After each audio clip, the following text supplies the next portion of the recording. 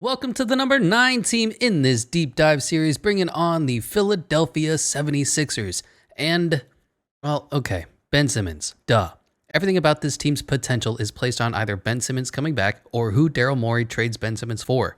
Ben Simmons, Ben Simmons, Ben Simmons, Ben Simmons, Ben Simmons, Ben Simmons. They have Joel Embiid, MVP caliber, best big man in the game when healthy player. They have Tobias Harris, probably a 3 or 4 option on a championship roster. They have a whole bunch of high quality role players: Tyrese Maxey, Seth Curry, Danny Green, Matisse Thybulle, Shake Milton, Franz Korkmaz, Andre Drummond. They are good role players, specialists who fill a need, but nobody who moves the needle quite like a all-star caliber Ben Simmons. And if they don't get comparable talent back for Ben, the 76ers aren't going to be a very good team. And it's really starting to get ugly. Ben Simmons is selling his house. He's going to LA. He's ignoring calls, and his team asked to come visit him, say what's up, see what's going on in his head, and he's completely shutting them down. He's getting fined hundreds of thousands of dollars each and every day just because he doesn't want to go back or play another game in the Philadelphia 76ers organization. But that being said, they're still going to come in at 9th. They're coming in fairly high because they were still a good team last year, and they still have a lot of that talent. They were number 1 in the East at 49-23,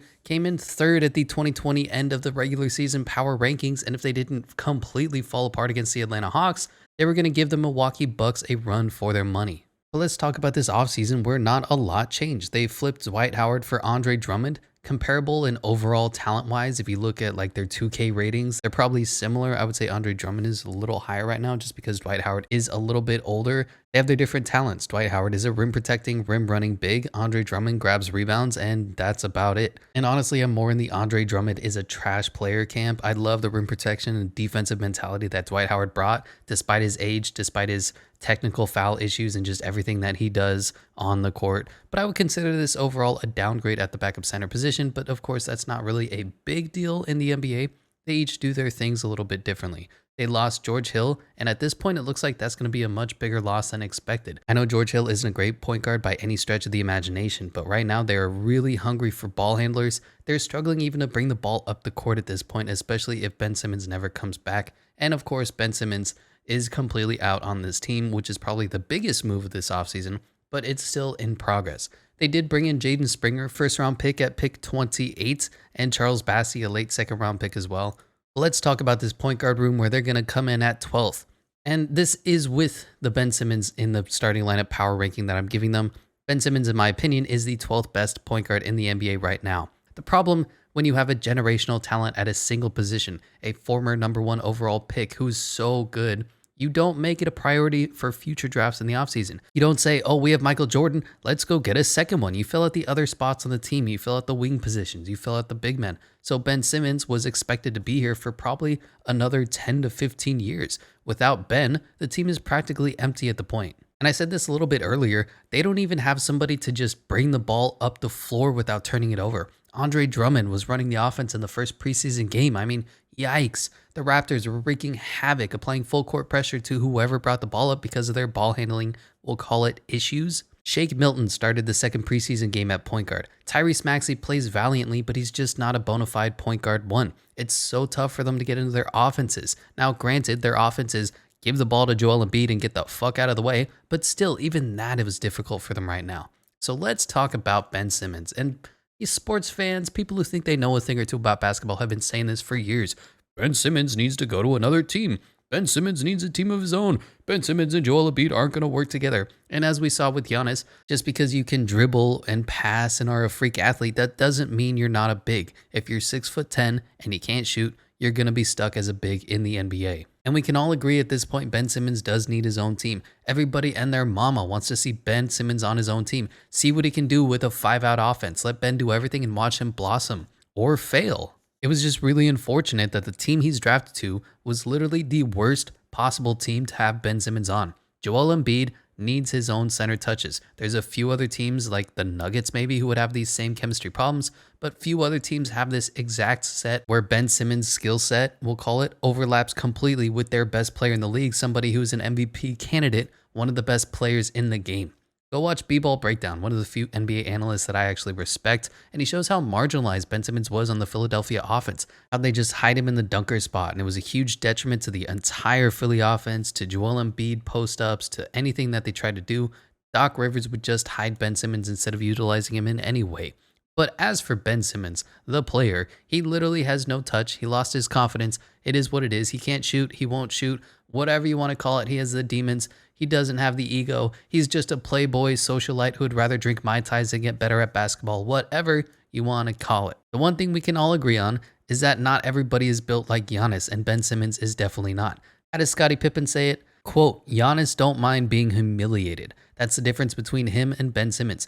Giannis will go to the free throw line and shoot 2 fucking air balls and come right down the court the next time and try to dunk on you. If Ben Simmons misses a free throw, he's going to start passing it before he even gets to the free throw line on the other end. He doesn't even want to cross half court with the basketball because he was so afraid of being humiliated to go to that foul line. That's why he didn't try to make that dunk at the end of the game. He's been doing it all year, bro.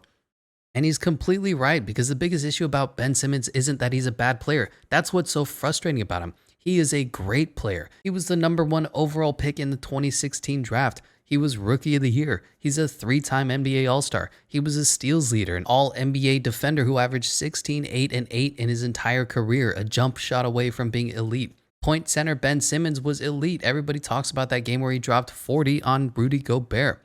Now, there is blame to go around with this, we'll call it, situation. Doc is a good enough coach, I understand. We'll call him above average, but he's not creative enough for the Ben Simmons-Joel Embiid coexistence, especially evidenced in the playoffs. But all this talking aside, oh, this player's not good here, that player's not good there, they still went 49-23 and were the top seed in the East last year. Everyone points to Stephen A. Smith saying, oh, he's just a jump shot away from being the next coming of LeBron James. This brother is elite. Hell, he doesn't even need a jump shot. Just throw up one-handed mid-range floaters. The real problem is he's more like a killer's mindset away from being LeBron. It's so bizarre that this guy has Hall of Fame, generational talent, and just wants to be a role player. So pending whatever happens with Ben Simmons, the Sixers are in desperate need of a point guard, primary ball handler, whatever. And right now, from all angles of this situation on the Sixers side, on Ben Simmons' side, it just doesn't look good. But let's talk about who's going to fill in for now. Tyrese Maxey at point guard 1. Who had a very impressive rookie year, a little bit like Emmanuel Quickley for the Knicks. He's just a fearless, undersized combo guard. Another one of those short guys who was too short to be a wing player, but not good enough at facilitating to play the point. Now, he was great energy for them off the bench, gave them a jolt when he came out of the court, and he had some really impactful games in the playoffs, shooting from deep, driving into the lane and slashing, attacking the rim. When he was slashing, he scored on 71.8% of his drives last season, placing him 8th among players like De'Aaron Fox and Zion Williamson. Doc Rivers was coaching him up to attack the rim more and use his floater less, get to the free throw line, or finish in the trees. And he didn't shoot the 3 all that well at 30.1%, but unlike someone, he's willing to shoot if defenders go under the screen, and he is at least a threat. He did struggle a little bit in the early season, scored 98.2 points per 100 shot attempts, and had a 0.78 assist to usage ratio earlier. But after March 20th, he had 112.9 points per 100 shot attempts and a 0.94 assist to usage ratio. All those numbers saying he shot the ball and played much better later on in the season, and he's only 20 years old. Now, is he your point guard of the future? Probably not, but he's a very good player and a quick fix for a major issue right now, and foreseeably for the future will be scoring off the bench. And at the other point guard option, a lot of people put Shake Milton here. I'm expecting Jaden Springer to take over because Shake was absolutely tormented by the Raptors' full court pressure to even get the ball up the court before the 8-second violation, committing awful passes, frequent turnovers. Shake just doesn't have the point guard gene. Jaden Springer doesn't as well. I'm not even thinking that he's going to run the offense. Just he's good enough to get the ball up the court without turning it over. And as for Jaden Springer, the prospect, I liked him. I didn't love his game. He plays a little slow. He's very unathletic. He's not a shot creator for others, as evidenced by his only 2.9 assists per game last season. He's another one of those undersized combo guards in the draft. He was ranked 3rd in my ranking of unathletic, undersized combo guards in the first round, behind Trey Mann, Cam Thomas, then came Jaden Springer. Then behind him was Jared Butler and Josh Primo. And then after that was, everybody else, Bones Highland, Miles McBride. But he shot really well from the college three-point line, 43.5%. 2.9 assists per game seems okay, but he also had 2.4 turnovers per game, just a really ugly ratio. And my thing is, I think they're so naked at point that I think they're going to give Jaden Springer a really good look in the offseason, in the preseason, to determine who's going to be their point guard 1 until they figure out what to do with number 25. My blurb for him is Springer is one of those many short, unathletic scorers of this class, his edge being he's only a freshman versus the others who are sophomores and juniors. While I'm not in on his sideways shot footwork and almost set shot looking form, his stroke is true and he shot at a great clip from 3. He's ambidextrous and will rely on the occasional smart move on his drive, but gets tunnel visioned and will turn over an offensive foul frequently. He has no first step, and he makes some awful passes, leaving you scratching your head, but he makes contested shots look easy and is a natural born scorer. He's a smart defender to make up for his complete lack of athletic skill, has slow feet, and won't contest any shots vertically. Long story short, he can put the ball in the hoop. Moving on to the wing position, where at shooting guard they're going to come in at 23rd with Seth Curry, who is such a high-level scorer, who became a revelation for them in the Atlanta Hawks playoff series. He had an incredible year from three, 45% from the three-point line. He can ball fake and pull it from mid. He can cut to the basket and shoot floaters, and he's worked his ass off to find a spot on a rotation. You love to see it with guys like this who are undrafted, who nobody thought would have a career in the NBA. Everyone said, Steph Curry's brother, he's not that good. And he came in 6th in the NBA at three-point shooting last season. That is how you do it. I'm betting the Kings, Mavericks, Blazers, and Mavericks again are regretting trading him away. But he really balled out in Philly. He's a little Reggie Jackson-ish in the playoffs, became almost their third option behind Joel Embiid and Ben Simmons. The only issue? He's not a defender. He got absolutely bullied by the 6'7" Kevin Huerter since he's only 6'2". But on the flip side, he made huge shots in the playoffs, one of the few players who actually showed up offensively. He increased his scoring to 18 points per game. He increased his efficiency to 57.8 field goal percentage and 50.6 from the three-point line. Already, you're like, holy crap. And then against the Hawks, he did even better, 61.4% from the field, 59.6 from the three-point line. This dude just balled out in the playoffs. Moving on to the small forward position where they come in at 22nd, Mr. Danny Green, Mr. Original Catch and Shoot. He's just a very streaky shooter. When he's hot, he's hot. When it's not, it does tend to get ugly. But he did have one of his best years last year despite being 33, going to be 34 this season. Not only was it a great year from three at 40.5%, but he also was 13th in the league in steals and 11th in defensive rating. His defensive prowess has been regressing over the past few years as he starts to age, but he still competes. He's a smart guy. He puts himself in the right positions and then makes the right rotations. He's an old vet who knows how to play the game. The biggest thing about Danny is with Matisse Thybulle's regression from the three-point line, he's going to be seeing a lot more minutes, and Danny's going to be the primary defender pending whoever comes back for Ben Simmons. Is he the same defender as he was in San Antonio? No, of course not. He's much older now, but he's going to play valiantly. He's going to play his ass off. Fans are going to love him. Fans are going to hate him. He's going to make threes and he's going to miss threes, and he came back on a very nice $10 million a year contract. The worst case scenario for him is he struggles a little bit and he becomes a price-matching trade piece. Moving on to the power forward position where they're going to come in at 11th, Tobias Harris. And this year is going to be really interesting to see how it plays out for him. He's not good enough to be a number two yet, or if he ever will be. He's a career 20 points per game scorer, and the fans just really want him to be a 25 to 30 points per game scorer because he's paid like one. When he signed that $180 million deal, a lot of people were like, that's a really high contract. His salary is higher this year than Anthony Davis, Kyrie Irving, Bradley Beal. And with the number 25 effectively gone, he's really going to need to step up this season. Right now, he's the next best player on the team. And while that's not ideal for most NBA rosters, business is business. You're getting paid, now go out and ball. Now, Tobias Harris has always been a consistently above average, highly efficient type of player. Actually, last season, he just missed out on being in the 50-40-90 club, the most efficient season you could have. He is streaky from three, though, and while he does have nice slashing, nice driving, and a decent mid-range post-up game, that does impact the spacing when Joel Embiid is on the floor. He also had a career high in assists last season. He's going to need to continue to develop this pending whatever number 25 does, but 3.5 assists for your power forward is pretty good. And with the now lack of ball handlers on the floor, Tobias Harris will need to run the pick and roll more. He only ran 4.4 pick and rolls a game last season and only scored on 45.6% of those plays, which was only in the 73rd percentile. But he is a good stretch four alongside Joel Embiid. You look at the landscape of power forwards, and he can't really do much better than a highly efficient, almost 40% from three stretch four. The thing is, he's just not elite in any one category. He's a good scorer. He's a good passer. He's a good rebounder. He shoots well from three, but he doesn't do any one thing better than anyone else.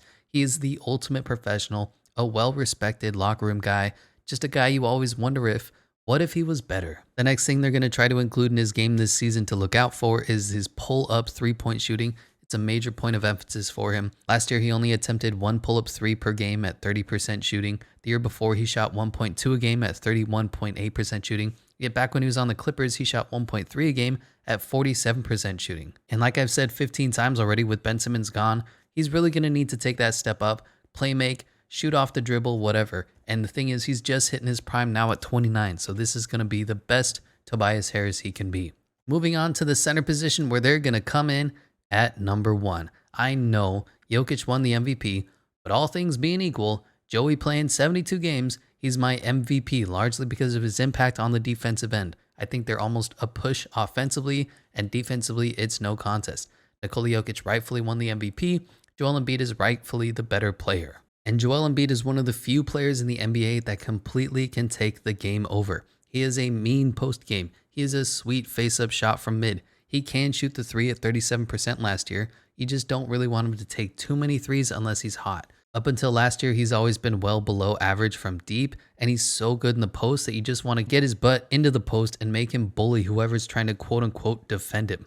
He's also the ultimate rim protector. He is the ultimate bully ball mentality, and he has such an enthusiasm for the game and animated personality on the court. You can't help but love the guy. Defensively, he blocks anybody and everybody that comes to the paint and can switch on to smaller guys and still play lockdown defense. It is mind-bogglingly impressive how he can defend this well. A big man this size can move his feet and stay in front of quicker guards. That shouldn't happen. And just right now in the preseason, it's so good to see the 5-out offense with Embiid and 4 other shooters on the court. That was the whole issue with his pairing with number 25. They both need the same thing. 4 other guys to shoot, and they run the offense. Both guys need their own team, and it's just so unfortunate that this was how it broke down. Now, don't let the Ben Simmons collapse let you forget that Joel Embiid choked in the playoffs. He missed so many free throws and last-second shots. I thought he was doing a Paul George impersonation. His clutch stats in the playoff had him going 3 of 13 or 23% from the field, second worst behind Luka, surprisingly. 0 of 3 from 3, 0%. And then I actually went back to the Hawks series. In Game 4, they were up 2-1, and he missed a gimme layup down 1 with 8 seconds left. In Game 5, now 2-2, he choked 2 consecutive free throws with 10 seconds left while they were down 3. They lost. Now down 3-2, they won, but he missed a couple shots and free throws in the last few minutes, and Tobias Harris and other guys on the team had to pick up his slack. And then in Game 7, I know everybody had the Ben Simmons doing the dunk or not dunk over Trae Young, blah, blah, blah. But Joel Embiid went 1 for 3 with 1 turnover in the last 3 minutes. He absolutely choked. But all things being equal, Joel Embiid is one of my favorite players in the league. He's so good. And can he just stay healthy, and can he get back to the playoffs and show everybody how good he is? Can he please stay healthy? Every time he hits the floor, I think I and all of Philadelphia hold our breaths until he gets back up. Well, let's talk about the center 2 position with Andre Drummond. Despite being the league leader in rebounds 4 times in his career, honestly, he's not even a great rebounder. His game is to go after rebounds so aggressively and steal them from anyone, including his teammates. He's not very good defensively, but he does have a big, wide body that can take up space. He's actually a pretty okay passer. He sets good screens and can play the roll man, but he likes to post up, and he's not very good. Hence his 51.9% true shooting, despite all he does is shoot at the rim. His issue is that he thinks he's better than he is. When he plays his role, attacks rebounds, sets screens and rolls, he's a very high-quality role player. When he starts to handle the ball too much, or play make, or God forbid try to post up, it gets really ugly. He makes mistakes, turns the ball over, complains to the refs, complains to his teammates, complains to anybody who will listen to him. And then the worst thing he does is several times a game he's going to try to get cute and make some stupid play or try to look cool making a pass, and it's going to be a turnover leading to a horrible fast break, or he commits a horrible foul or something. Whatever team he's on, he's going to drive that fan base crazy when he's in the game. Moving on to the center 3 position, and I have Charles Bassey here over Paul Reed because Charles Bassey is more of a center. Paul is more of a power forward. Charles Bassey, though, was a really interesting prospect from Western Kentucky. The competition wasn't really that much out there. Teams like UTSA, LA Tech, FIU. But he's a really big kid, 6'11", 235 pounds, can shoot the 3, sort of, only shot 30%, but he is willing to take it. He had a really bad back injury in 2019, which kind of plummeted his stock. He's not a great dribbler or a great passer, and I didn't like the screens he was setting out there, but he's a really good rebounder. Gave you 17 and 11, a really good shot blocker, averaged 3.1 a game his junior year. That is unreal. The thing is, he hasn't played in the summer league or preseason yet due to a contract or a visa issue. The first look in the second preseason game was pretty nothing. He played 5 minutes and got you zeros across the board. He fell to pick 53 because of that injury, and he probably should have gone somewhere in the high 30s. He's a good-ish player, might have a future in the NBA. He should offer some defense and rim running ability, might even be able to stretch the floor later on in his career. At the center forward position is aforementioned Paul Reed, former second round pick, just another one of those undersized 6'8", 6'9" bigs. He can stretch the floor in theory. He's more of a 4 than a 5 though, one of those tweener guys. Size of a power forward, skill set of a center. He's going to compete with Charles Bassey for those third unit garbage time center minutes and probably not offer you too much else, but the fans do love him. Moving on to this bench ranking where they're going to come in at 13th. And this bench is so funny, sometimes you feel like it's a very deep bench. You go, we have Shake Milton and Korkmaz and Thibault.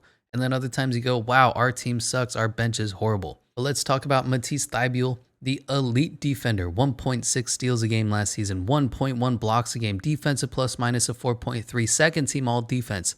That's fine. The problem is he's a bust offensively. His three tremendously regressed, and if it doesn't get any better, he might become an unplayable player unless you need a defensive stopper. He dropped from 36%, slightly below average, to 30% Russell Westbrook bad, and it's kind of tough to find a spot for him on the offense. Ideally, you'd run him in that small, big Bruce Brown role on the Nets where he runs around, sets screens, and rolls to the paint. Unfortunately, on the Sixers, you're always playing with at least one, maybe two bigs on the floor. So if he sits in the dunker spot, he's going to be taking up space and clogging the paint. If he sits at the three-point line, he's not going to shoot a very good percentage. If I was Doc Rivers right now, I'd be telling this kid to sit in the corner and practice shooting 1,000 threes from the corner a game. Don't do anything else. Have a miraculous PJ Tucker step up from the three-point line, and don't even try to be other sorts of playmaking. He's also a little bit older, surprisingly, 24 years old. Initially, his rookie season, you're like, oh my God, Matisse Thybulle is an incredible defender, can stretch the floor. And while he still defends well, he's going to have to struggle trying to find minutes on this offense, especially when guys like Isaiah Joe are coming in, also known as Joe Isaiah. Dude has been absolutely elite from the preseason so far. 4 of 8 from 3, 18 points in game 1. 3 of 4 from 3, 15 points in game 2. Plus 27 plus minus in those 2 games. And he looks so much better this season than he did last year. He looks better physically. He looks more comfortable when he's on the floor. He added 10 pounds of muscle. He's playing better on defense, and I think he's easily going to crack the rotation this season with the performances that he's been giving you and what he's going to offer in the coming preseason games. Moving on to their new signee, Georges Niang. And I know people like him. He's an unathletic European guy. He's kind of chubby, 6'7", 230 pounds. He became unplayable in the playoffs versus the Clippers. He was horrible from 3, 1 for 10.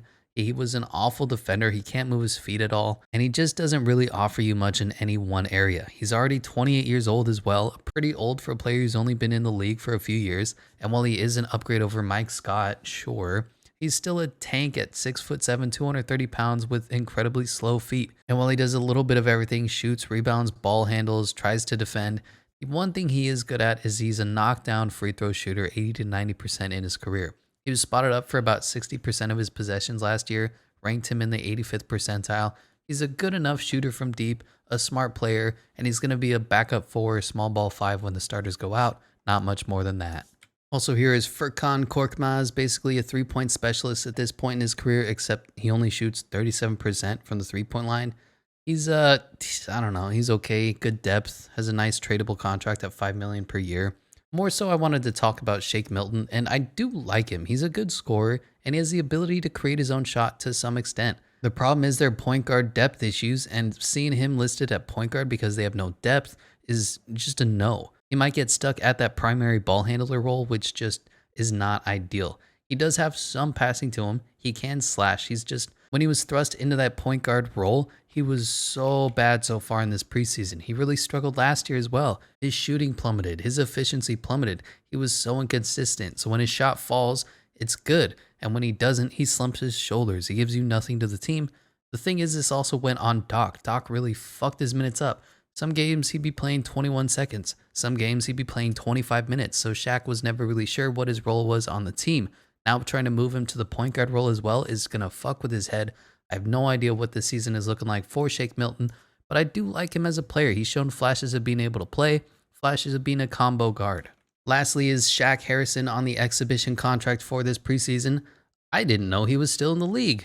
That's pretty cool. On their two-way contracts is Aaron Henry, also known as Henry Aaron, former baseball player. I have not been impressed with anything I've seen him do on the court, especially when they're needing guards who can play, and all these other NBA teams are picking up undrafted free agents, guys who are balling out. And then Aaron Henry is giving you 3 points, 2 fouls, 1 turnover, 1 block, 1 steal, and a negative 11 plus minus in your preseason games. Okay, thanks. The one guy I'm a little disappointed on was Grant Ryler on the two-way contract.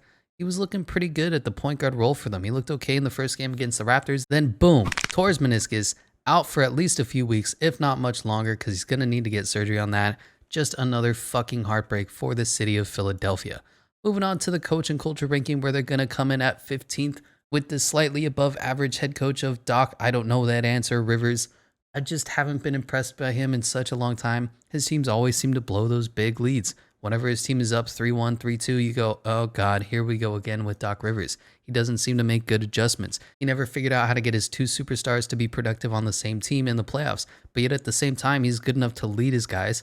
Players seem to like him well enough, and he helped the team be the number 1 seed in the East, advance to the second round. And I guarantee you, if Joel Embiid didn't tear his meniscus in the playoffs, and Ben Simmons didn't have the biggest superstar collapse in the history of basketball, they'd be playing for the finals. So Doc has always been good, not great. They have the GM Elton Brand, and then the real GM or president of basketball operations, Daryl Morey, Mr. Analytics himself. Going to be really curious to see how they handle the Ben Simmons situation. This is really a make or break point for this front office.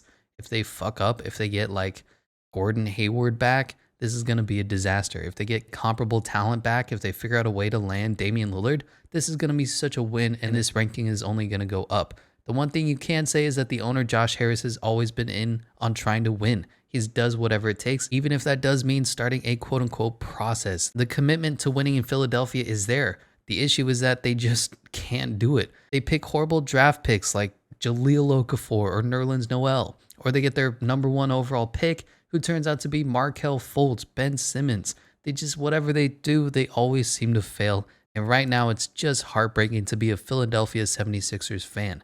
Moving on to the season projections, where by all accounts, people are still in on this team. They're projected to win 50.5 games, 16-1 championship odds. We just don't know what's going to happen. Are they going to win in the playoffs? What's Ben Simmons going to do? What are they going to get back in return? Everything hinges on Ben. So right now, just nobody knows what to do with this team. Nobody knows where they're going to go, what their ranking is going to be, where they're going to end up in the positioning, in the seeding, or in the lottery. Who knows? Maybe they'll just have Joel Embiid sit out a year, start the process all over, and trade him away for 17 future first-round picks from the OKC Thunder. But that is going to be the number 9 seed in this deep dive power rankings. Let me know what you think, what you agree with, what you disagree with, and I'll catch you in the next one.